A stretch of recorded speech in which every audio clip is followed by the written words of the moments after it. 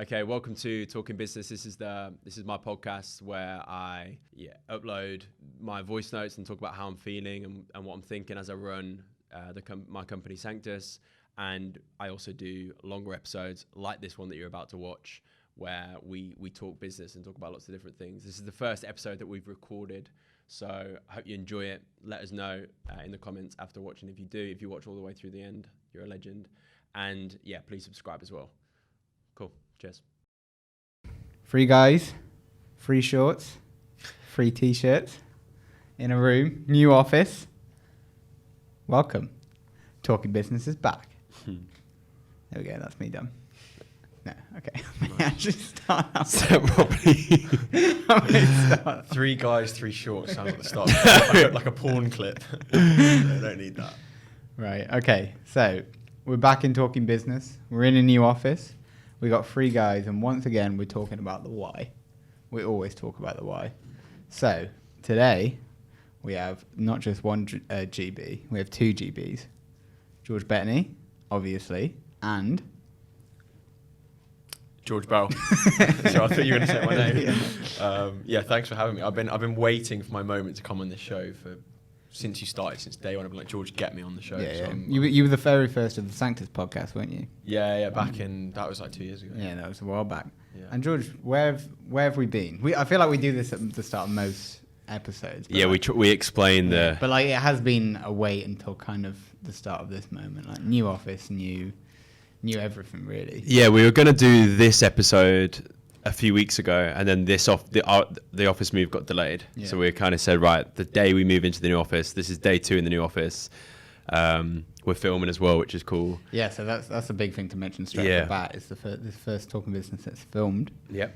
Which means, I mean, what does that actually mean for where? I don't know. I think basically you all have been saying to me that Talking Business, it started as something that was like a side project that I started. I got you involved, Scotty. Me and you did these episodes. I've been doing these episodes for quite a while now, and I've been uploading my voice notes, my personal voice notes.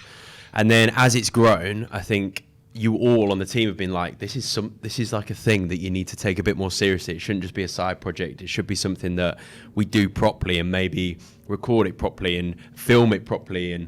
And yeah, that's why we're doing this. So I think we're trying out filming it. We're going to share it more on social media. And I think you both, especially, you, George, have been like, I want to know why you're so passionate about this stuff. Why have you started this podcast?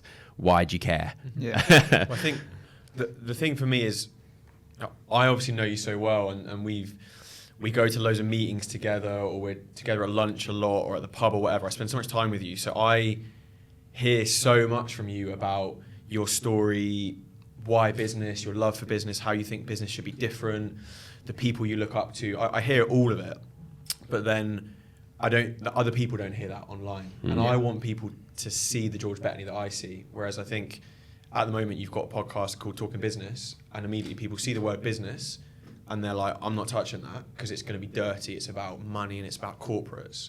Whereas when they get in, there's gold in there. But I know that not everyone's getting in there. So I want them to see what I see. And then once they're in, I know they'll be absolutely hooked. So why specifically are you here there? Because obviously you want to know the why, but like what actually drove you to actually want to be the person to be Well, we invited him. Oh, we invited Yeah, him. we did Okay, invite yeah, him. yeah. But George was like, please let me on. Please, Yeah, someone, yeah. I think before starting at Sanctus, I was in like marketing and content. I did a lot of kind of writing and social media stuff. So I think I have an interest in like personal brand, and I've wanted to help you with your personal brand from that kind of point of view. But also because we have so many chats about business, we're talking about books all the time, WhatsApping each other on the weekend when we probably shouldn't be, but about business. So I see and hear so much of it, maybe more than the rest of the team, that I know there's so much gold in there that I want to get out. So I think it's those two things. I mean, like, Yeah, and that's It makes me smile because I'm like, it's just me. I'm just like, when you talk about it, it sounds like it's something special. I don't know. Yeah. I just find it really uncomfortable and a bit awkward. I don't know why. Yeah. But I think, I know it's just you're just used to it, but the way you talk about business is so different, and it's allowed me to. It's refreshing. Isn't it? Yeah, like you say the words like honesty and authenticity and. Yeah. And they're like the antithesis of business in many ways, aren't they? Yeah. Or like how people perceive them anyway. But because you talk about a lot of things, you talk about the why, but it's kind of something we go over a lot. But then one of the reasons I suppose this episode is quite big, especially as not a fresh start, but like kind of a new chapter of the podcast, is that me and you have talked about the why this is happening, why we've done it. In fact, the first episode was talking about the why, and we talk about the why a lot, but it's the first time we've actually talked about the why with somebody that is actually an outside perspective, which is why it's quite, hopefully we're going to be able to get across the actual why without any bias attached to it. And I feel like in that, if people are watching or are listening, want to listen back to that first episode, I think you asked me a lot of questions of like, why do I want to start a podcast called Talking Business? Yeah. I think I like scratch the surface of it, but I think you've always said to me, George, but why? Like growing up, like what's your story? Like what? Like go further beyond just the podcast. And I feel like that's what you're gonna like interrogate me on now. That's what I think I want to know, obviously, why Talking Business, but I want to know why business. That's what I really want to know. Okay. We're gonna go. I'm ready. I feel like I'm about to go into an interview. Yeah, Jeremy Paxman. Yeah, I feel like because this is a bit of a weird dynamic, but like, where do you want to start, George Bell? I feel like this could be just a massive question to start with, but like literally why business? Like where has your love of business come from? Like going right back to an early age. Like, yeah, why? God, we're going straight in. I feel like if I think about my childhood, it was the main thing in my life was football. So I played from a very young age. I was really good at football, just naturally was quite good, and then got better. And I think I was like 12, 13, I signed for Derby County, signed for an academy, which meant you're playing 5 days a week football. So my whole secondary school, all my childhood was football. I had no social life, really had no life other than driving to Derby, 45 minutes there, driving back. My dad drove me there and back every night, played every Saturday, went to watch on the Saturday afternoon, started again Monday. That was my whole life. And I was good, but I didn't like love it. Like, there was a lad there called Jordan Much who made it as a footballer, Premier League footballer, and they couldn't turn him away from the training ground. All he wanted to do was play football. Like, he had nothing else, and he loved it. They'd tell him, like, Jordan, don't come tomorrow. There's no training. And he'd turn up at 15 and play with the first team. And so I think when I saw that, I was like, I don't have that level of passion for this. So I don't think this is where I'm meant to be. So quite young, I was like thinking that to myself. But I don't know whether it's pressure from my dad or what. My dad took me he drove me around the country playing against United and Arsenal, all these teams. A fair play to him. Like, the whole family was committing to me doing this. And when you get to 17, 18, you either get a professional contract or you don't. And I got released. To be honest, I wasn't good enough. And I think the reason I wasn't good enough was because I didn't put in the extra. I didn't really care enough. And so when that happened, I just had this kind of void. And then I had offers to go to other clubs. I turned them down. My dad was like, why are you turning them down? You could be a footballer. I was like, I don't think I want to be dad. I just want to, I don't know. I just know I don't want to. And I think from that point then, I started to think about what things do I actually enjoy. Like, growing up, the things I'd do in my spare time was I'd read, I think, Richard Branson's autobiography. I read it like 3 or 4 times. Alan Sugar, which, to be honest, he's not really a role model anymore, but at the time he was this businessman who was self-made. Dragon's Den, I'd watch it religiously. The Apprentice. In my spare time, other than football, those things kind of came out of me. So I think once I stopped doing it, then like my real me started coming out. And then kind of just before I went to uni, I decided to go to uni. Before I went to uni, I started playing around with kind of different things of like trying to start my own business. And I feel like, I don't really, Was that when you were playing football then? Like, because it seems almost like you knew that that's what you didn't want to do. But like, were you ever just kind of resigned to doing it? That you were like, oh, this is what I'm going to do? To be a footballer? Yeah. I think I saw at such an elite level the difference between being an academy player and being able to say, I'm now 27, I can say, oh, I used to play academy, and people are like, that's cool. The difference between me and a player who's made it is so small that you have to want it so bad that you give everything, and that is the difference between success and not. And I realized, like, to be able to make it in something in life, I need to have that thing. I just saw it in the changing rooms. I saw the lads that would rather play every day and play at any level, not even just Premier League. Just they'd rather play Sunday League and love it than do anything else in their life. And I was jealous of that. Basically, I think at a young age, I was like, I want to find what you have in football in something else in my life. And to be fair, I say I listened to The Apprentice and stuff. At that age, I tried everything. As soon as I stopped football, I'm talking, lads, magic. Anything that I found remotely interesting, or that I felt like I might have a shred of passion for, I tried. Magic tricks. I was doing magic tricks, learning them in my bedroom, and then I performed them in pubs. Street dance. I joined a street dance crew and performed at the Royal Albert Hall. Juggling. Fuck, what else? Yeah, I mean, there's loads. I could literally. You should probably ask me more, and there's probably loads. But I tried anything that I felt I had an urge of passion for, and then once I tried it for a while, I realised, like, actually, no, I'm not going to street dance for the rest of my life. I just tried loads of things until I found something that I almost couldn't get enough of, and that eventually led to doing businessy kind of stuff. So were you doing these things to do the thing? Like, were you street dancing to street dance, or were you doing it because you wanted to find something where you'll wake up every morning and go, this is finally my thing? Yeah, that's all I was searching for. Yeah, I was just searching for the thing that I couldn't stop thinking about. So, and it seemed so ridiculous at the time. Like, when I did the street dance thing, like, I always talk about my dad, but like my mates as well were like, what are you doing? Like, you've just had the opportunity to make it in, like, you'd be loaded. You'd make loads of money and you'd do the dream. You'd play football for your career. And I just didn't want to. And I just thought, I want to try these other things that I've never had the opportunity to just try. YouTube, filmmaking. Honestly, I just tried everything for those years, kind of in between football and then uni and stuff. And how was it as like an 18-year-old saying against, I guess, like your parents telling you should carry on with the football, your mates, football's kind of the done thing to do as a young lad. How was it rejecting that, pushing back on the criticism, and taking up like magic as an 18-year-old? I don't know. I didn't really care. I didn't really care. I remember there was so many times when I didn't really tell anyone. Like, I'd go to these pubs and perform magic tricks on my own in a way, or just with my mum, or I'd just do it on my own to just figure it out and play with it and see if I enjoyed it. I wasn't really doing it for anyone else. I think it was the first time where I was exploring things that I wanted to do for myself. So I definitely got stick for it, and it was definitely hard when people found out I was doing these weird things. But I felt like I had nothing to lose. I felt like I suddenly had all this spare time because I'd committed so much of my life to one thing. I was like, well, I'll just commit those hours to something else. What were you driven to find, though?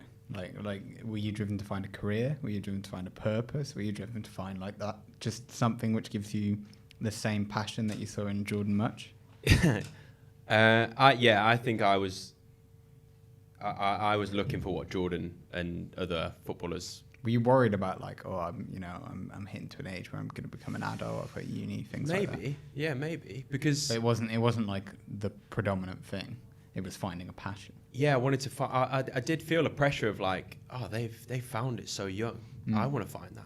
I used to look at players like Cesc Fabregas and Neymar at such a young age, and I honestly wouldn't be able to watch them because it would make me feel inadequate. It would make me feel low because they found their thing and they're excelling in it, and I really wanted to find that thing as well. It took me a few years to realize that they were maybe like really lucky to find that so young. I think I just presumed that you find it at 7 or 8 years old and then you've got it. So it's not necessarily a career. I just wanted to do things that I enjoyed and loved. Like, I really wanted to find something that I just loved, basically, and would commit that many hours to. So yeah. Yeah, I'm just like amazed hearing it because I don't think like passion was a part of my vocabulary until I was like 22, and you're there at like 16, 17, 18, desperate to find this thing, and I hadn't even grown up until I was like 21, 22. I think I was really lucky because I grew up with this elite level of training and discipline and work ethic and winning mentality and success. It was ingrained in me by the very best, and I played against the very best. So that was in me from a really young age without really knowing that that's what was happening.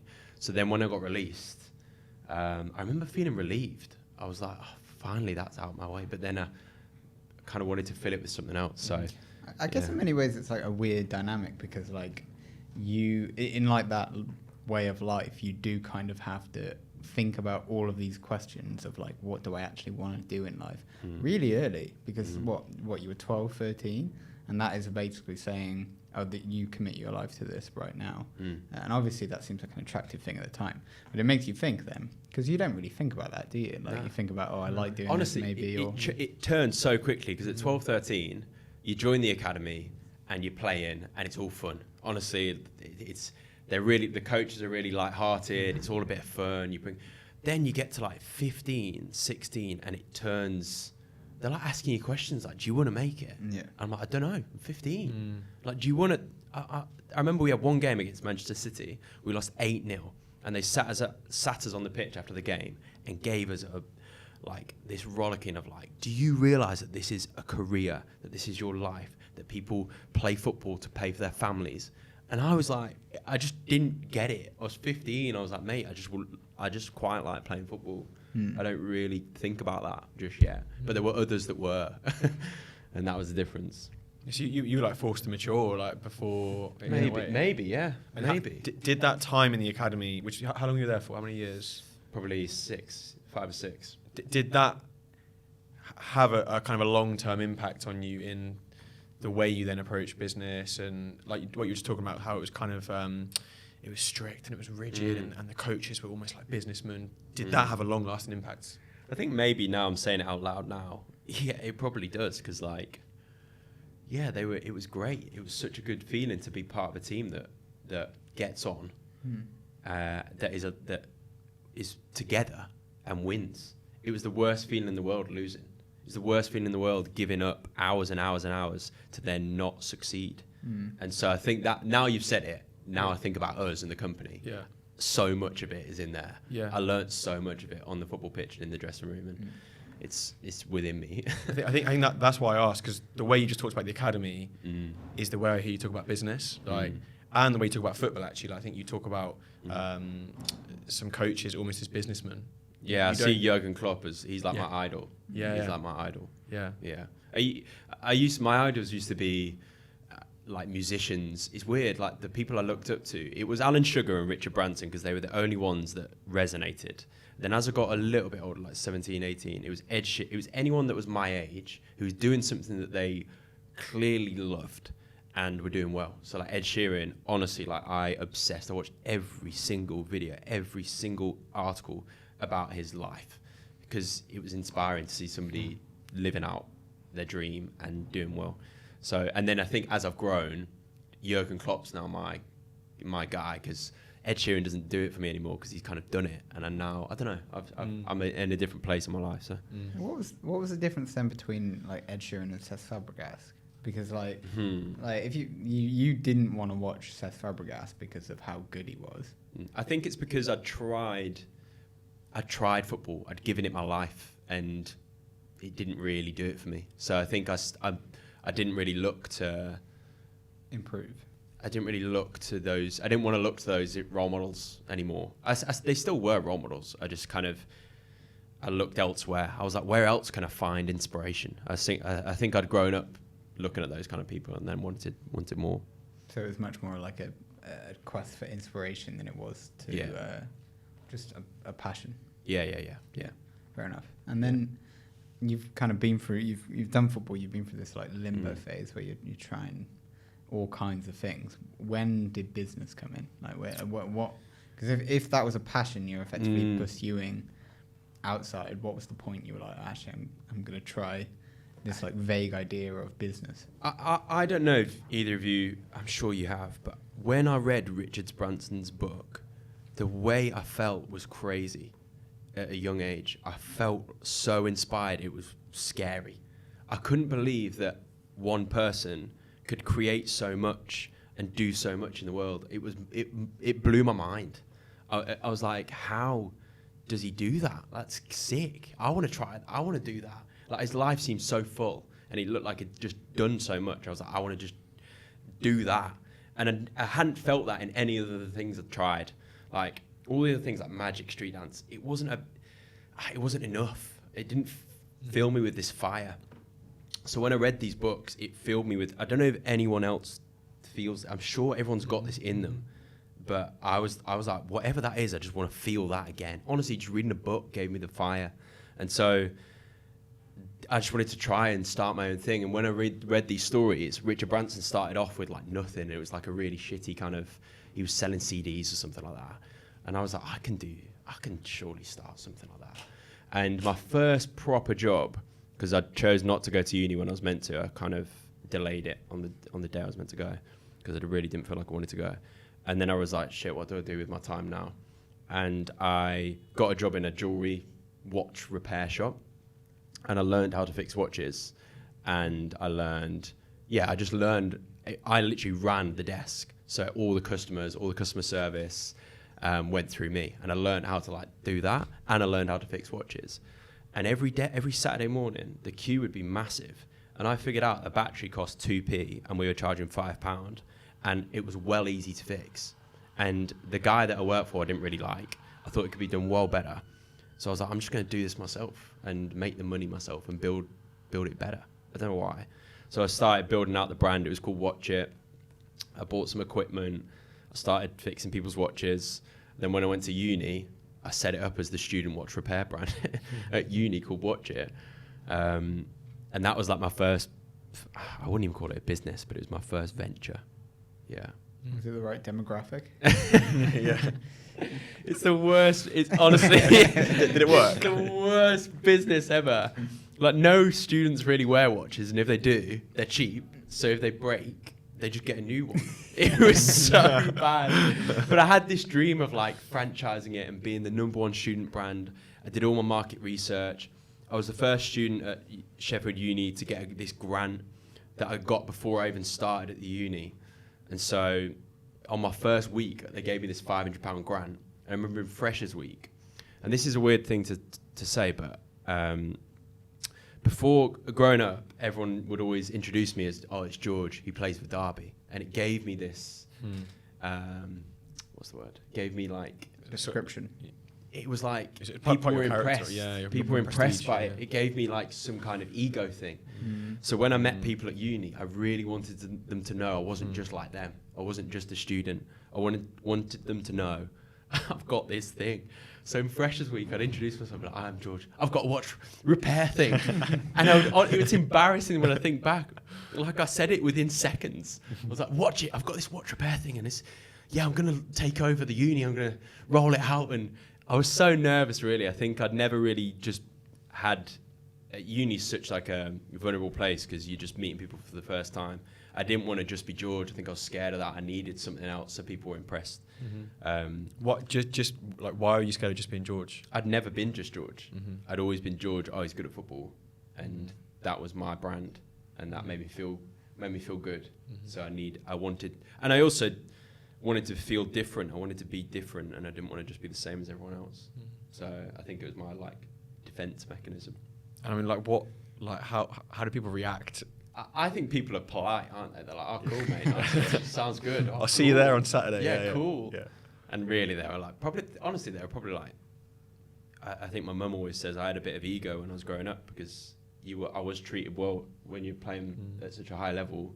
You turn up to football matches in your suit and your boots are cleaned. It's like I was treated like I'd made it. And I did get a bit cocky, I think, and my ego is in there a little bit. So...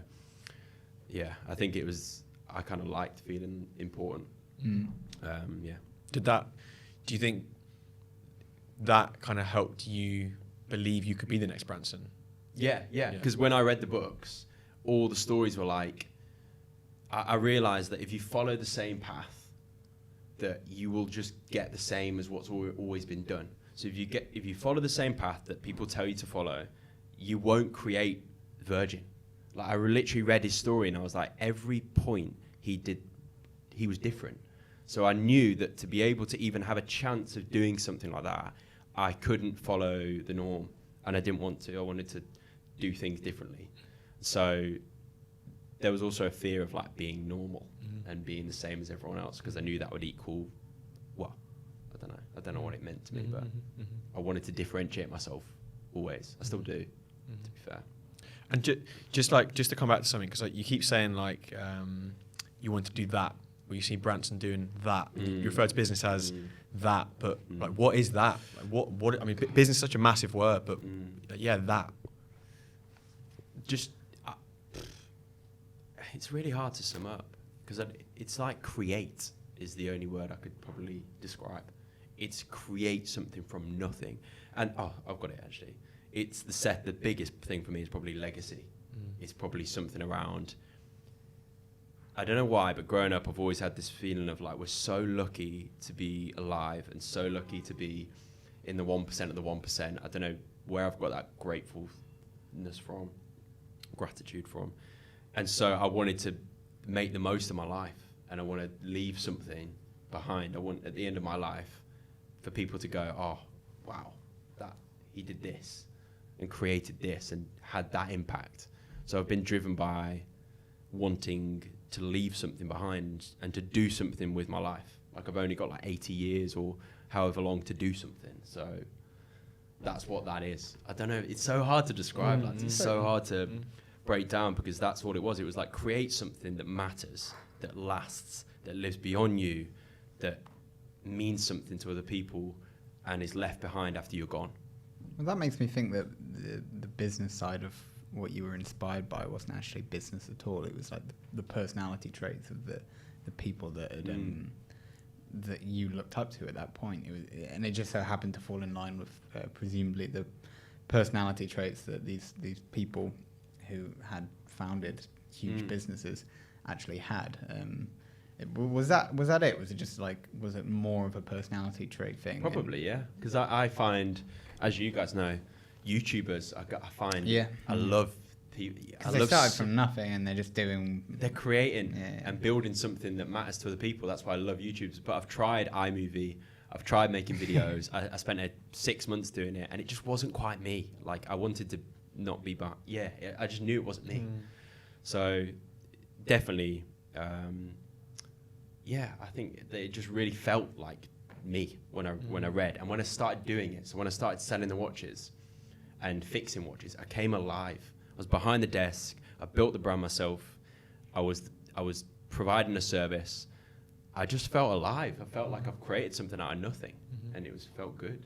I think that's important to say as well, is that I think a lot of people see people like Steve Jobs and like, I want to do that, and then when it comes to the actual day-to-day business side of things, they hate it. They just want to be the Steve Jobs and fast forward 50 years. Whereas I think you actually like doing the invoicing and like building the spreadsheets. Maybe not that bit. Maybe not that, but you like getting your hands dirty, right? And kind of the actual nitty-gritty, which a lot of people don't. True. Yeah, I think it's hard. I think I've learned through doing this for a long time now, it feels a long time, that it's really hard. And just the same as if you're going to be a footballer, you have to get in the gym every day. You have to get up every day and train hard and work hard. And that's the only way of really making it. You've got to enjoy it. And so I've always enjoyed this. I find it, I don't know, it's my passion. It's like, it doesn't feel like work most of the time. It just feels like I'm doing things that I really enjoy. So why would I stop? Yeah. It does come back to like what this idea of what it is. Because like if you're driven by, if you're inspired by these people that have certain personality traits doing something, and you enjoy doing it, then it becomes more vague, and we're actually like, I don't even know anymore like what we're actually talking about in terms of, are we talking about just like... Because I think it's almost been stretched beyond business. So some of the people you talk about the most when you talk about business are people like Ed Sheeran or Avicii or Jurgen Klopp. It's not actually businessmen. It's people who are creators or people following their passion or whatever. You don't often talk about that many business people. Not anymore. No. So I think that the term business to you is almost just like, it's like passion or purpose. I think I get boxed off because I am an entrepreneur. I get boxed off in the category of what most entrepreneurs are boxed into, of like a businessman. And I don't think that's truly me. I don't think it's truly me. And that's not how I see. I think most people's way of looking at an entrepreneur, businessman, is like making lots of money or something like that. And that's not what I've ever really been driven by. And it's not really in my personality. It's like creating things and leaving a legacy. I don't know if that's. But this now falls under your definition of business. Yeah, doesn't yeah, it? yeah. Because like we are on the Talking Business podcast, and even if it's difficult to understand and maybe different to other people, your description of business is all of these things. It is effectively, like put simply, like creativity and passion. Those would be like the two fundamental words. Yeah. And that may be skipping ahead a little in terms No, of... I think that's it, yeah. And I get really excited by the businesses, honestly, because... whoa. Do we need to switch the lights back on for the video? Effectively, like, your definition of business is different to other people's definition of business, but you stick by that definition of business because other people may see it as... I mean, I don't really know what the definition is. For me, it's just transactional or corporations, that kind of thing. But for you, it's fundamentally creativity and passion and just doing something. And now we're on the Talking Business podcast. Then the whole point, and to be honest, one of the biggest reasons why we're actually talking about this is to get across that description of what business is to you and what business is on this podcast. Yeah, and I think the name Talking Business, like growing up, me and my dad would talk business. We'd talk about, oh, don't worry, we're talking business in here. And we'd just be talking about life and talking about, and my dad's, this is something else. My dad runs like a small business back at home. So I'd be really interested. I'd ask loads of questions and want to know what's happening. So I'd be talking business with my dad. But it'd be more than just like the numbers. I'd be like, how do you do that then? And why'd you do that and stuff like that. And also, I just find other businesses really fascinating. Like, I find pretty much all businesses fascinating because they've been created out of nothing. So I find them really interesting. And I could talk about business for all day. So it's like, that's why I called it this, because it's I love talking about business. And you just said that word again, created out of nothing. It's the same thing with Ed Sheeran, like created out of nothing. I think that's the thing that you seem to love, is this created out of nothing. Like, you never talk about business people who have been the CEO that's been handed the keys to HSBC and he's just kind of walked into it. You talk about the ones who have built HSBC up from nothing. True. And yeah, there's something else as well. The other things I love is like you can create it. And like you guys work here now, and it's your life, and then when you look back on your life, you'll be like, oh, I spent 10 years all my life at this company called Sanctus, and we did this, and I did this, and they're the stories you'll tell your grandkids. Like, I'm like, we're shaping that now. It's mad. I don't know. Whenever I speak like this, I feel like I feel weird saying how. That's how I think about it, because everyone's like, but that's how I think about it. And then the people that so all the people that work here, if we have hundreds of people that work in here, like their life is this, so we can make their life amazing. And you leave them legacies and stories to tell their grandkids. I love the idea that we can do that. And then the people that we impact, like, and our customers and our users, let's say all the Sanctus users, their lives are changed by us, and they will tell their grandkids about, oh, this company called Sanctus did this for me. I'm just like, it's the ultimate like thing that you can do with my life is do that. That's how I see it. So it just sounds like stories. Like, it doesn't, like, effectively what you talk about reading Richard Branson's and things like this. You're not inspired by somebody or passionate about something if you just see X has done X, whatever. Like, you're not inspired by an accomplishment. You're inspired by, I can come back to books because that's somebody's life story, how they got from the start to the end. And that's why you like, theoretically, that's why you like now, because that's what it is. You're on this story of just doing what you want to be doing. And yeah, I think the story bit is the legacy bit. Yeah. Because I always feel bad when I feel like I'm putting my dad down, but I'm not. I've got the most respect for my dad. But his business, he was a teacher is pretty much his whole life. And then he started a sales job when he was, I think, 30, and then started his business at 44. So it was when I was growing up. So I saw him starting it from nothing, I think. And he sells kitchens, basically, to hospitals and to schools and stuff. And growing up, everyone would say, my gran would say, you're going to take over your dad's business one day. And I'd be like, don't think so. Because I was like, kitchens. I'm like, I could find a way to find a passion about kitchens. But I was like, I don't feel like they really change the world or really make people's lives better. And there are other businesses that I've been asked to get involved with, and I've looked at what they actually do. And I'm like, I can't get excited about that. Like, that's not really changing people's lives or having an impact on their life. We'll probably make some money from it. I will make some money from it. But we're not... I could do so many other things with my life other than sell kitchens. Dad, if you listen, I don't put it down. For me, I want to spend my time doing something that matters. Something that really matters to people. Mm-hmm. And that's honestly how I've always felt since really young. So it's weird how Sanctus then evolved because... it's just always been in me, I suppose. Yeah, I think that's important because you don't just love any and all business just for the sake of business. Like you wouldn't work at any business. So what is it? Yeah, like when you say you want to do something that matters, like what is that? What does that look like? I just think there's so many ways you can make people's lives better. So many ways to make people's lives better, and that's it. Honestly. That's the last company I was involved with was kind of like a healthcare company called Right Clinic that I just worked. I just supported the CEO for like a few months. He's helping people, get better treatment and stuff. And it just felt so. I was speaking to the people on the phone, and the platform was helping people find the right clinic and stuff. So I think it's that. I'm kind of jumping back towards the story a little more because we got up to watch it was pretty much where we got up to. So theoretically, there must have been some kind of thing that maybe tarnished or at least was an obstacle in the road after that kind of didn't take off in the way you'd been like saying to everybody it had. Did that kind of tie into when you met James at uni? He was one of the only people that like took me seriously with it. Oh, really? Yeah. So I had like all these banners and stuff, and I'd got in trouble with the uni because I sold.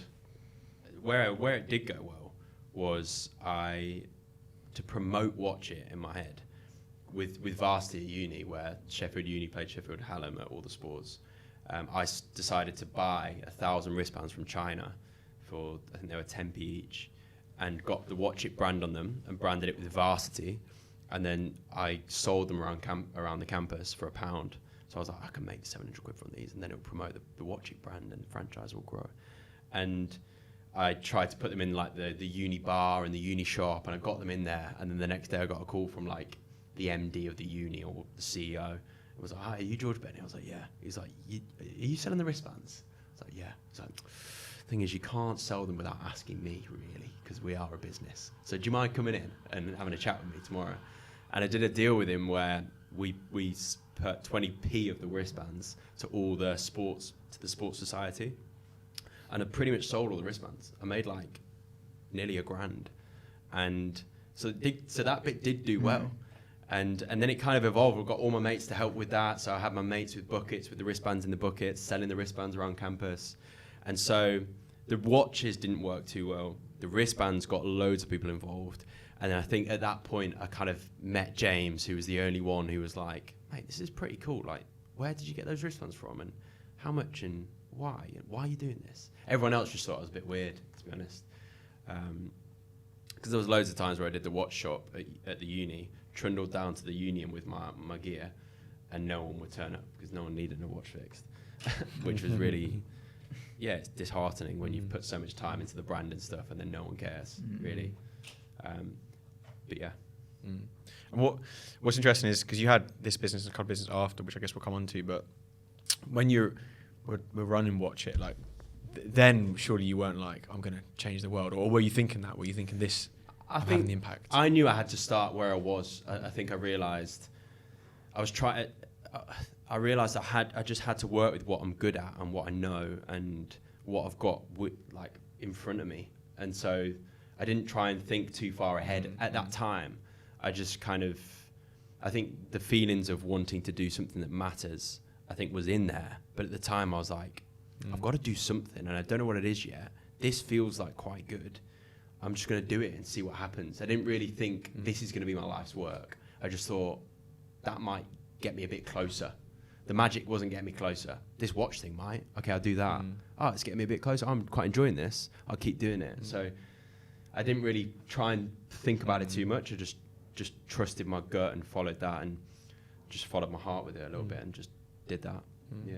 And then from me and James, you two kind of teamed up right on, what was it, Night Finder? Yeah. That was your next thing. Yeah, that was, I mean, that never really came into fruition, but it was we then started thinking about what could we do together, because Watch It was my thing and it wasn't really working. And it was like, we'd been watching The Apprentice. They do the thing where one of the episodes or challenges is to make an app. So we were like, we'll just make an app. And we just we were trying to come up with ideas of like, what is the app that we need? And as a student, there's not many really. It's like, where'd you find booze, dating, and where'd you find a good night out? And that's where Night Finder, a nightclub ticketing app, which every student has probably bloody thought about. And that's kind of, but just having a project for us to work on is where we started thinking. And then that didn't really work. And then that's when Match Chat, the first app, kind of came about. And I was just loving doing it with someone. It's the first person I'd met that wanted to like sit up until like early hours of the morning thinking about ideas and getting excited. He's the only person not on my level, but who wanted to. So it was really fun. I didn't really care what we worked on.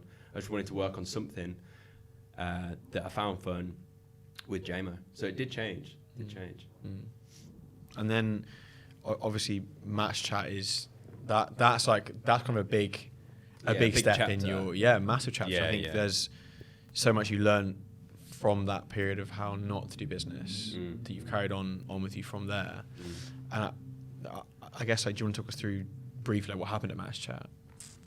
I mean, we'll probably do this in another episode. But This is a whole episode on itself, for sure. But I think when I actually say it out loud, the story of how it went from football to watches to uni to wristbands to nightclubs to Match Chat, it makes sense that Match Chat wasn't the thing, because it wasn't thought through.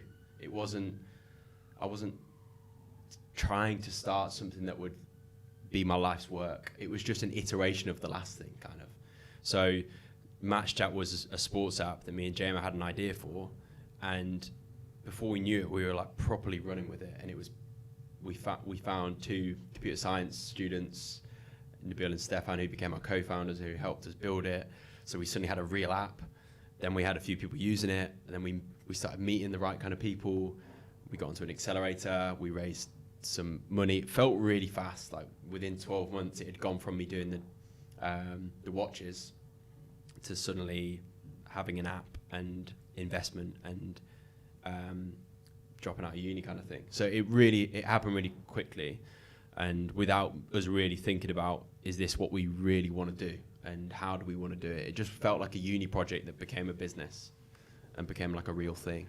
So there was we did loads of things wrong with Match Chat, to be fair, which is probably for another episode, but we can talk about it more now. Well, how did that affect? Loads of lessons. How did that affect your like passion and drive, or did it affect your passion and drive, or like even your mental health at that time? Like how did that experience, where well, theoretically to begin, it seemed seemed exciting because it was fun, yeah. Because I mean, you were getting money. You were raising money for it. And then what was the point that maybe for a long time you were kind of putting off where it was going? I think what happened was I was loving doing something with JMO, who's becoming was my best mate, and we were creating something, and it was fun, and it was exciting, it was new, we were meeting cool people, we were doing things differently to all my mates at uni. It felt fun. And then when it became real and we raised money, we did think about it, but we just thought, that's a new thing, and we'll go onto that accelerator, we'll learn loads, and then we'll see what happens. And then what an accelerator does, it's 3 months where you meet loads of investors, they help you accelerate your business. So by the end of the 3 months, you're more investable. So before we knew it, by the end of the 3 months, we were like really investable, and we got investment. And then, so honestly, up to that point, it was fun. Then once we'd raised the money, and we had an office, and it was real, and I wasn't doing uni anymore. It was like this sinking realization over the next few months of like, is this app, do I actually care enough about this app? Is it really changing people's lives, helping people talk about the match? Like that's what the app was doing. If me and you were watching the same football match, we could talk about the match on there. I was like, I hid away from this feeling at the time, but my deep down feeling was, I don't really care about that. Mm-hmm. Do you think Yeah. that period before where it was all fun and all the rest of it, do you think that's back to the ego thing of you'd gone from being George the footballer to now George the CEO, George the founder? Probably, yeah. Who was getting investment? Yeah. And then reality sunk in? Yeah, definitely. And that gap between, it was dark. Me and Jamie can't really talk about match chat. We obviously do, but we're really talking about it on here makes me feel sick because it was dark. It just wasn't right. It just wasn't us. I was putting on a fake me for ages because I kind of had to keep it going. Whereas actually my real thing was like, I don't know if I really want to do this, and I don't know if it's really what I care enough about. It's not like we lied. It was more like I just avoided that feeling. So I wasn't lying to people to their face. It was more those feelings were really deep down, and I just pushed them really far down so that they didn't exist. I think that's where I learned that I really need to work on something that I care about and that matters and that impacts people. I think that's where I learned that it matters what it's not just about having a business. It matters what I work on. I think that's where I learned that. Yeah. And when you say lying, do you mean to those around you that you were actually living this great life, but when really internally you weren't? Probably, yeah. There's a bit of that, and also there's to be an entrepreneur, you have to, or to do things, to create things, you have to be a bit like, you have to be brave, and you have to say things that seem stupid, but they feel right to you. So there's a line between where you're trying to convince people to believe in what you're doing. So at the start, I was trying to get all my mates to use the app, and I really believed in it. But there's a line between that and really accepting that, like, this isn't right. And that line gets so blurry sometimes, because sometimes you've got to really be able to differentiate. Am I just convincing myself here, or do I really believe in this?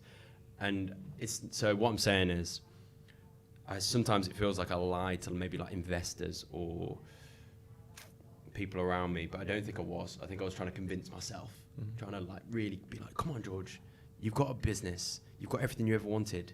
Come on, like, snap out of it, like, enjoy it, like, believe in it. I was lying to myself more than anyone, really. Yeah, it was a hard time.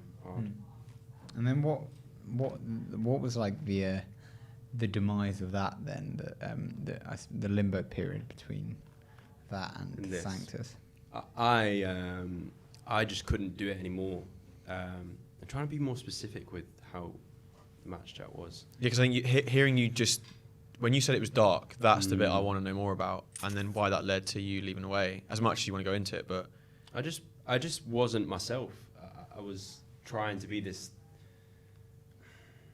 like this business guy, because I thought that would get. It's so fucking hard to explain. It almost makes me emotional. It's so weird, because you give so much of yourself to create something, as you all know. To create something out of nothing, it's all you. So Match Chat was everything that me and J-Mo had put out there. And then if you imagine after 12 months, my deep feeling is like, this isn't you anymore. This isn't you. So to like really admit that was really, really, really hard to do, especially when everyone around me was like, oh, you're doing well. So I think what makes me feel dark is that my gut knew, but my ego or whatever it was ignored it and avoided it for a long time. So it makes me feel sick that I spent like basically another 2 years living out this kind of not being me, being like a fake version of myself just to keep it going. And I don't know what I was hoping for, really. What was your worst case then? Like what like if you were fearful or anxious of a certain situation, what was like your worst case? It probably was fear of being seen as a failure, because with the football, I didn't make it. So I had to tell all my mates, oh yeah, I've been released. And then I'd started this business thing that everyone knew about, and having to tell them that's failed as well. I think I just couldn't face that really. And I'd convinced so many people, like my parents, to allow me to drop out of uni, friends to believe in me, girlfriends that like left me, all these people that I kind of ignored on the way. And then I had to kind of say, you were right. You were right. This wasn't a good idea. That's what I was scared of. And was there still an element of being scared of people just seeing just George Bettany? Oh, big time. Still? Big time, yeah. Big time. I just ran. So it got to the point where I literally couldn't do it anymore. We were talking about more investment and other things, and I remember just saying to J-Man, mate, I can't do this. I don't know.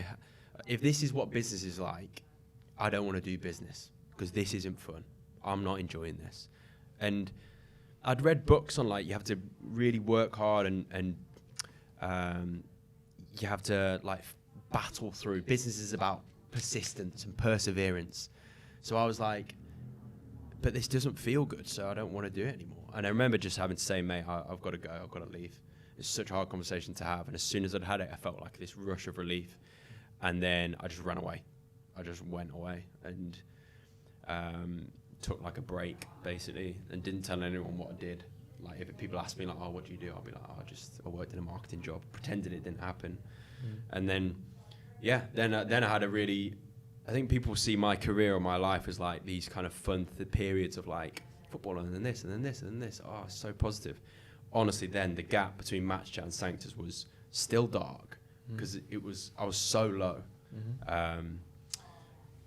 It was really fucking hard. And where did, during that period, what was your perception of business, or how did you feel about business? You've read Branson. I just wanted to surf, mate. I just wanted to.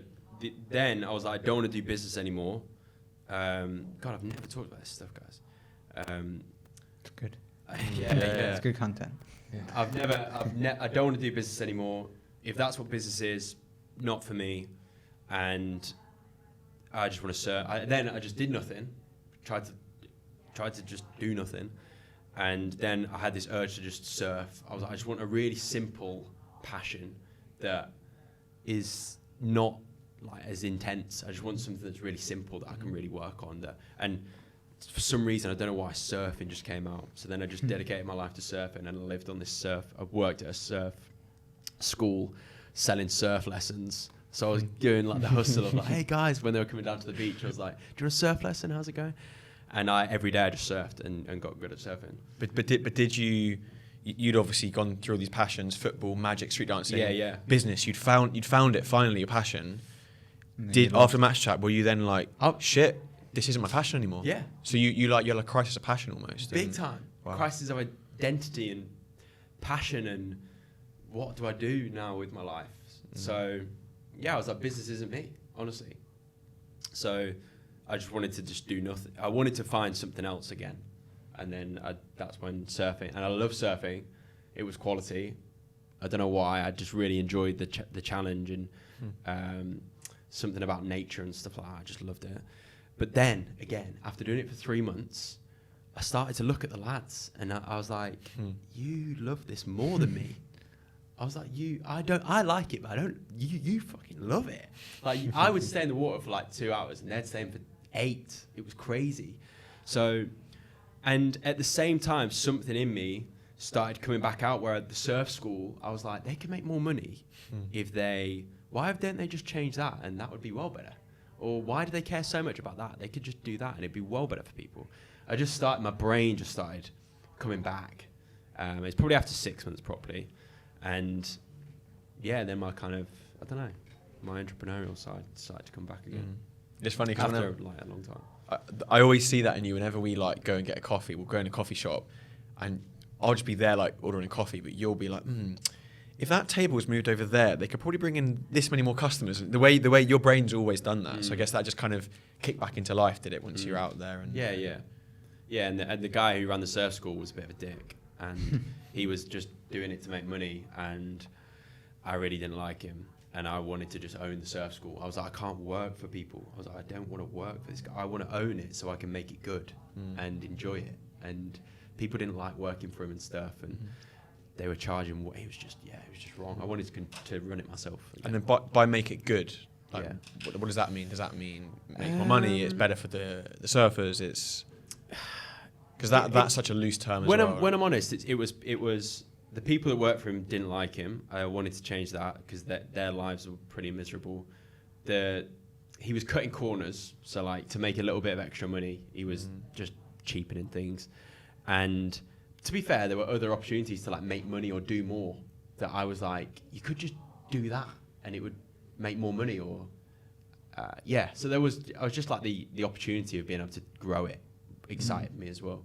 What was because it obviously would have been quite a dark place going into it, but when you got those feelings back of entrepreneurship and like you were like, was that like really was that a really good feeling? Because like surely if you would have doubted so much whether business isn't actually for me and all this time's gone into it, I imagine it would have felt a bit similar to like the thing Football. at Derby. So then getting the feelings back, was that like the first time you'd actually have like recurring feeling of being like, oh shit, maybe I am like this is actually the thing. Mate, that's exactly what it did. My confidence in myself started to come back because I was like, hold on, this is just me. It's so deep.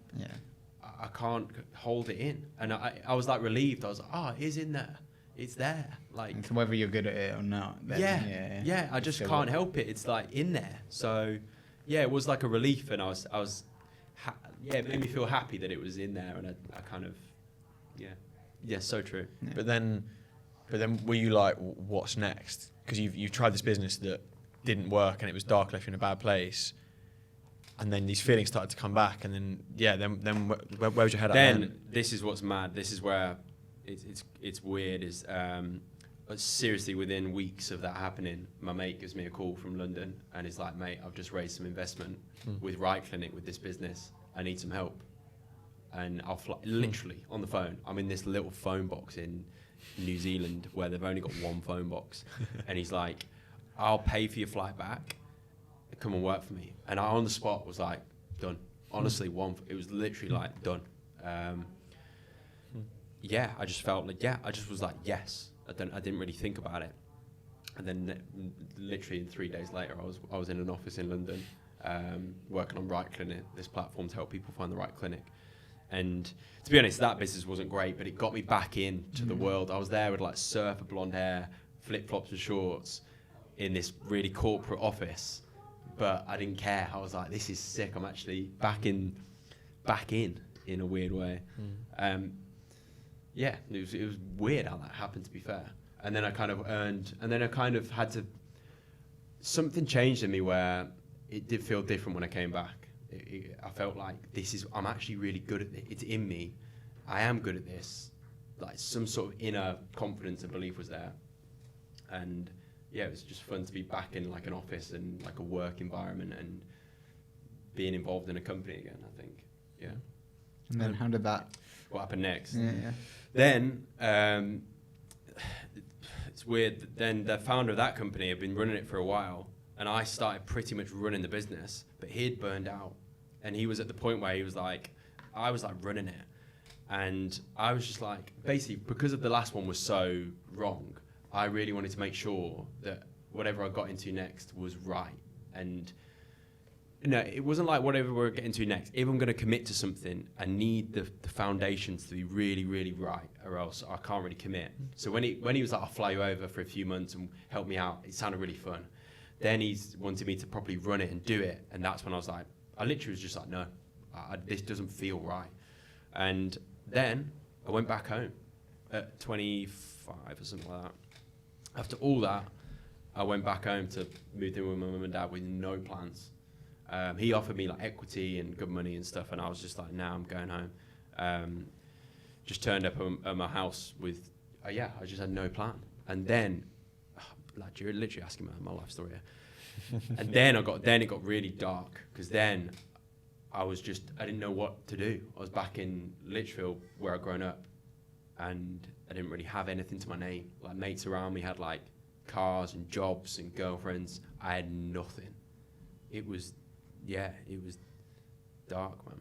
I feel like this whole thing's been dark. I know. You just ask me all these stories. Well, no, we're about to get onto the fun, positive stuff. I'm saying something, but you've always said you don't really have a mental health story. You always kind of said that, and you've always said that James is the one with the mental health story. You're the business mind. But then the odd time we go out, something will kind of slip, and I'll be like, "There's something there." But here today, I've heard you say like 3 periods of your life were dark, like really, really dark, and I can see it in your eyes. But what was that? Was it like depression? Was like this period that we're talking about now was I'd say the first time I properly experienced depression, because I just spent I think at Match Chat, the gap between who I really was and who I was being on the day to day, that void was real, didn't feel good.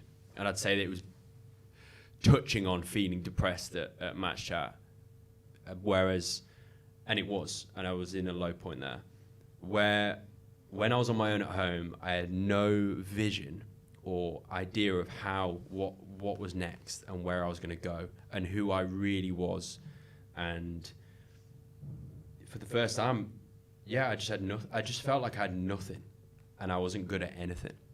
And I couldn't. The reason I know it was depression, I couldn't shake it. I'm normally so optimistic and positive. I can normally be like, yeah, but come on, mate, like, the life's great. And I'd find a way of seeing a perspective on something to make me excited about something and driven again. I couldn't do it. I didn't want to get out of bed. I've never had that before. I would be happy to just lie in bed all day. And I did that I was like watching Jeremy Kyle and stuff like that. It was so weird. Like, and I just couldn't build. I didn't know what to do. I didn't know where to turn, basically. I didn't know where to start next to find. I felt like I tried everything. So I was like, well, what's the point? I'm not going to try anything else. Well, if that was depression then for you, what was the? Because I often find when people say that, obviously it's different for different people, but like, what was the opposite of it for you? Because I find that's the best, for me anyway, the best descriptor to find out what was missing is to see what the opposite was. So like if somebody's struggling with anxiety, if you look at the opposite of what that is, some people will say excitement, some people will say connection, things like that. So what was the opposite of depression for you at that point? So when I felt best is when I've got a really, it's really hard to describe. I just really feel like I've got a good sense of like where I'm going. I've got a good view of that. I've got a good sense of like myself, and I feel like I'm being myself, like being my real self. And I think for me, when I've got those two things, and I'm working on something that I really enjoy, I'm doing things that I enjoy, and I'm around people that I enjoy, being around. That makes me feel good. I'm hearing like passion and purpose. I feel like those. I always hear you say those things, like those two words. I almost feel like that's your definition of business as well. This should be like talking passion, talking purpose rather than talking business. But that's what I'm kind of hearing there. Yeah, true. Yeah, I think that, and I had none of it.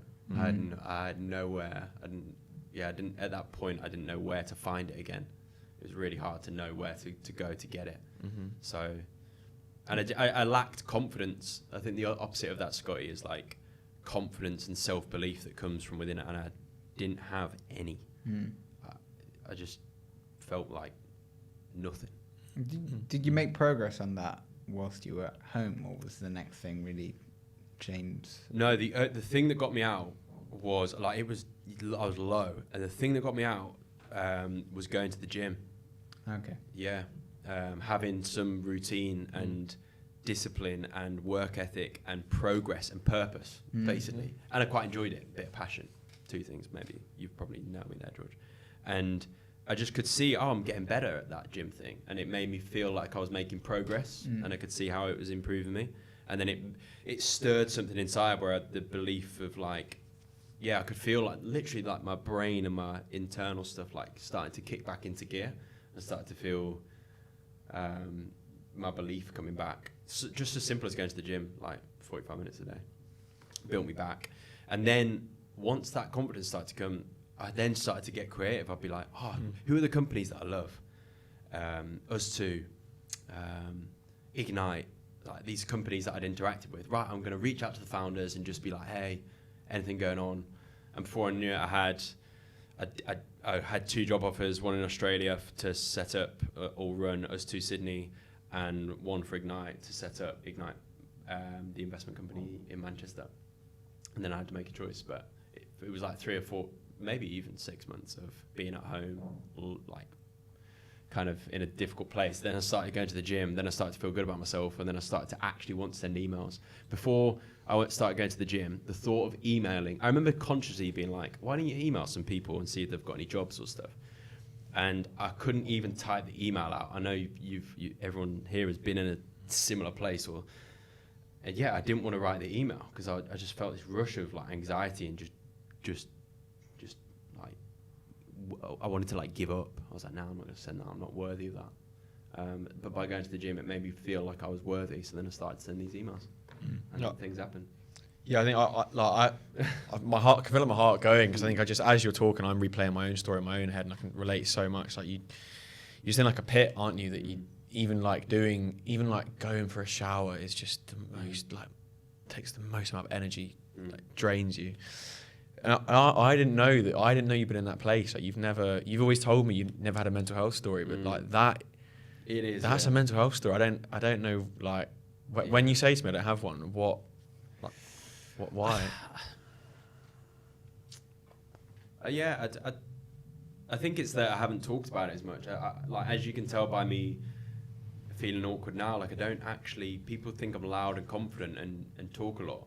I don't actually talk about myself that much. I maybe do, but not on a level. Mm-hmm. Like I'll keep it quite surface. I find it weird. I find it quite hard to talk about myself properly. So I think that's been like my defense mechanism of like, I don't really have anything to share on that.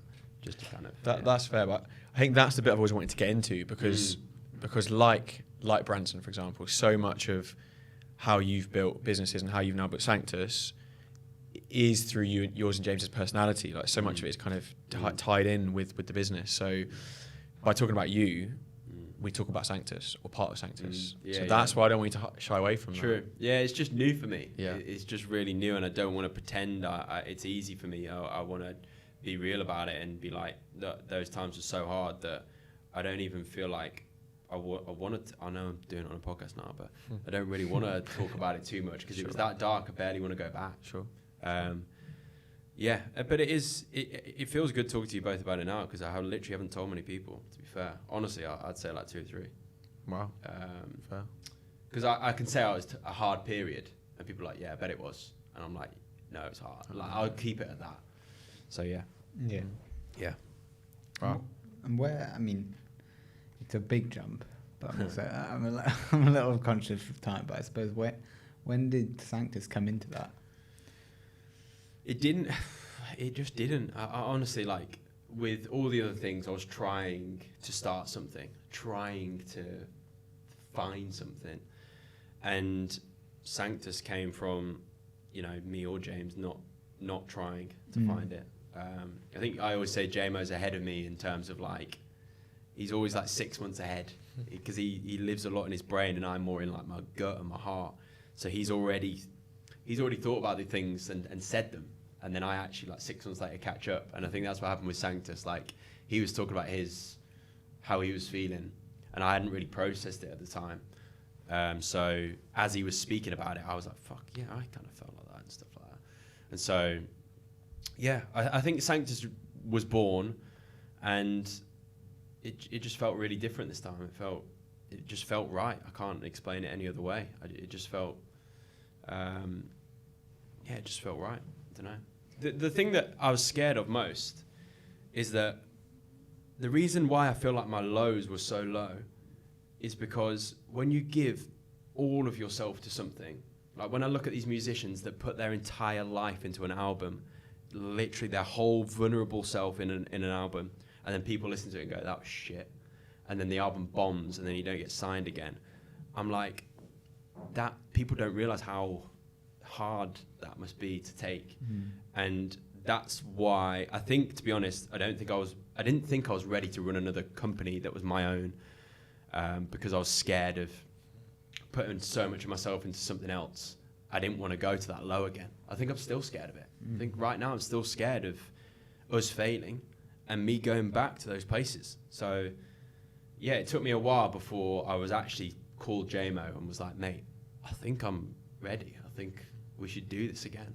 And he was like, mate, it's weird you've been saying that because I think I'm ready as well. We almost needed our time apart to build ourselves back up. I needed to build myself back up. Yeah, man. It's so weird talking about it. It's so weird. Sorry, I know. I guess what are the core differences? I know myself a bit more. I know what I'm not willing to do. I'm willing to kind of say, no, I don't want to be like that or live like that or run the company like that. I think when I was younger, I listened to everyone around me. I presumed that everyone knew better than me because they were a bit older than me. Even though my gut was screaming like, don't do it like that. This time I'm like, fuck everyone. I'm just going to do it my own way. And if we fail, then I'm happy because I've done it my own way. So that self-awareness is the biggest difference, I think, from...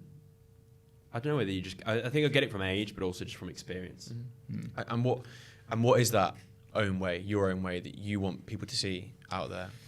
I think the reason I started talking business is because I want to talk about this. Maybe not always my story, but I see businesses and running companies and what I've been doing and just work as you spend all your time, all your life doing it. And so I want people to know that it is possible to be yourself I want to inspire people and I want to help people be themselves at work, because I think I wasn't for a long time and it was shit. And I hear so many others who go to work and don't enjoy it and can't be themselves. And I'm like, guys, we're spending all of our time at work. Try and find something that you enjoy and be yourself when you're there. Like if you can't do that, then why are you doing it? And I think I want to, I've experienced that on both sides, and I think I really want to encourage people to do that. And I think I want to also, there's something about when we ran Match Chat where I kept all my thoughts and feelings to myself and didn't share it, and that wasn't good for me. And I feel like this is an outlet for me to be able to express how I'm feeling and thinking, so that it's out there, so that it doesn't just sit with me. Yeah. I think, because I mean, the whole purpose of this was to talk about the why behind talking business, and even though we're just getting on to the Sanctus story, then I think that story is going to be integrated in pretty much every episode. You know, we may actually do an episode just talking about what happened since the start of Sanctus, but going from this, because we have, even though we've put a couple words on it, but that whole story was effectively your definition of what business is to you. But this is kind of a question for both of you, and I'll start with George Bell. But what is your definition of business? And for George Bell, I guess what's your definition of business, going off the presumption it's come from George Bettany, but I guess most importantly, what is how do you see business through George Bettany's eyes? That's such a good question. Do you know what? Honestly, my definition of business has changed since I've met you. I'm not joking. Genuinely, I think... It's the same for me, yeah. I think before Sanctus, business to me was corporations, it was money, it was tall buildings and office blocks and suits and whatever, all that crap. And now, I don't know if I could give you a succinct definition of what business is, because all these other words come into my head of honesty, authenticity, creating, purpose, passion, legacy. Business is stretched beyond like just the kind of tall office blocks to like Ed Sheeran. I see Ed Sheeran as like a business almost now, and Avicii as a business or whatever. So I couldn't give you like a definition in kind of a couple of sentences, but it's not a dirty word to me anymore. I honestly think it was before I came into Sanctus, but you've honestly changed the word to me, and that's why I've wanted to do this episode so long, because I want other people to see the same. Yeah. And George, what's your definition of business? I'm like emotional. Does that make sense to you? Like that kind of. Yeah, mate. I'm literally emotional. It's weird. I think that's because what I'm doing. That's why I want to do this. That's why I want to run Sanctus the way we do. Like hearing you say that, George, makes me feel like I've done it. I've done it with one person. That it doesn't just have to be a certain thing. Yeah, I feel emotional. That all of that is kind of, it's amazing to hear how you've learned that. But yeah, I'm a bit, don't know what to say. I think also seeing it in practice, like we've obviously talked about it a lot here, but we're actually doing it here at Sanctus. I think, I've had a difficult background in business before, and I came in with a lot of those misconceptions here, or I was worried about the way I'd have to work here or the way I'd have to sell or whatever, and you've given me so much permission to do business differently, which has been incredible. And now I feel so confident to turn up in shorts to a meeting in an office block in Canary Wharf with like a FTSE 100 company, because I'm just being myself. And if they don't like it, then fine. But I think 2 years ago I'd be like, no, that's not how business is done. So I think we actually live the talk here as well, which again, that's, you give the permission to do that. I think I don't have a choice with that anymore, because I've been so far the other way that I'm like, I can't do it any other way anymore. I have to just be myself. I have to really try and be myself, because the other option isn't worth it. It's just not worth it. Yeah. And I guess with that, the best thing to do from here is plug video content at the end of the. Yeah, should we just leave it? Are we wrapping up? Yeah, we can wrap up from here. Well, it's been a pleasure, I guess. I feel like you've opened me up. I've never, ever. You'll go back there. Won't you? Yeah, you will. But I've never bothered to share parts of my story. I don't even, people watching or listening, I don't even know if they'll find it interesting or valuable. I don't know. That's why I don't talk about it, because I'm like, is it even valuable? So, yeah, I just think you guys, I just feel like I've been opened up. So thank you for doing that. I don't know if it's any good. No, but your story is how you do business. They're so linked. I don't know how much you see that, but I can see that, and that's what honestly I don't see it. Yeah, honestly, it's so hard to see. Do you not? They're No. the same thing. Yeah, it's how you've gone about business, or what it's meant to you that defines what we're talking about. I think as well, like I want, obviously the impact of Sanctus as a company, like the actual product or service that we offer to change people's lives, I feel like is huge. But I really want Sanctus to be a big company, so that the way we run Sanctus and the way we do business is looked at by other companies around the world. So they run their companies like that, so other employees and people can have the same experience that we're having here. I feel so passionate about that. I feel like we can do that. I don't know why I just wanted to add that. I think that's the goal. That's why I'm doing this. I really want to, on all levels, inspire people to, be themselves. Yeah, and it's an important note, obviously, for probably a different time, but this is a business that you are trying to grow, and you do want it to go global and make money, and there's no point hiding away from that fact. But the point is you are doing it from such a pure, honest place. It's not from the place a lot of people might see when they hear the word business of they're just trying to make money to go and buy Ferraris. Yeah. That's the difference now. Yeah. We'll talk about that more. That's another episode, yeah. I feel like the finishing lines, that's how business is done. Yeah. Passion and purpose. Yeah. Passion and purpose. Right. Cool. Thanks for having joining me. us. It's been a pleasure. Cheers, George. Whether you've watched, listened, whatever it is, I'm sure we'll get a good 10 views on YouTube. To wrap up as well, thanks everyone for listening. I think we're on like iTunes and Spotify. I think most people listen on iTunes. So if you are listening, subscribe on there or on Spotify. And we're putting this podcast online for the first time on YouTube, so you can watch the clip as well if you want to. So subscribe on there as well. Yeah, perfect. Cool. And thanks, George Bell. Yeah, thanks for having me. Yeah. I want to come back for another one. I'm just saying. We might invite you back. Although if it goes back down to those levels, yeah. Nice. Cheers, team. Peace.